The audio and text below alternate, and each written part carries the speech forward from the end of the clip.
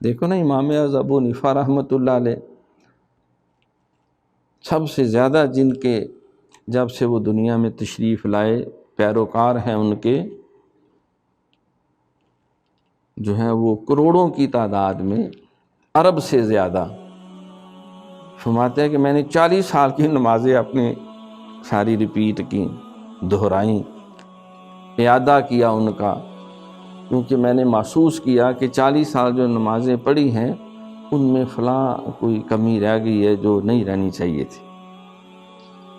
اس کے دو پہلو ہیں، ایک تو اس سے آپ کی عاجز اور انکساری کا پتہ چلتا ہے۔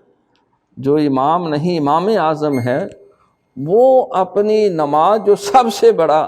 اللہ کا حکم ہے، سب سے بڑی جو عبادت اور اسلام کا رکن ہے، الصلاۃ عماد الدین، دین کا ستون ہے، تو وہ 40 سال کی نمازیں دہرا رہے۔ دوسرا ایک پہلو جو مجدد پاک نے جس کی طرف اشارہ کیا یہ بھی ہے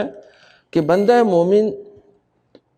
کو ایک درجہ آتا ہے صوفی کا، اس کو ذکر سے فائدہ ملتا ہے، ایک درجہ آتا ہے اس کو درود شریف سے بڑا فائدہ ملتا ہے، ایک درجہ آتا ہے دیگر عبادات سے بڑا فائدہ ہوتا ہے، لیکن جو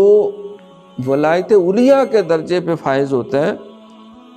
جو اللہ کے قرب کی منزلیں بہت تیزی سے آگے طے کرتا ہے، اس کو سارے مزے اور لطف جو ہیں وہ حالت نماز میں ملتے ہیں، رکوع و سجود میں ملتے ہیں، اور نماز کے دوران تلاوت قرآن پاک سے ملتے ہیں۔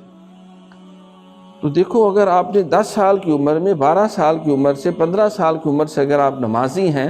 ابھی آپ طالب علم تھے، پھر علم سیکھا، عالم بنے، آپ مفتی بنے، آپ نے فقر کی منزلیں طے کی، سرکار کی اتباع کے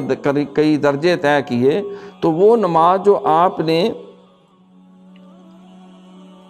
10 سال کی عمر میں پڑھی تھی، اس نماز کا سٹیٹس اور اب جو سارا علوم و معرفت اللہ کے کرم سے حاصل کرنے کے بعد اب جو آپ نے نماز پڑھی، کیا وہ برابر ہو سکتی ہے؟ نہیں،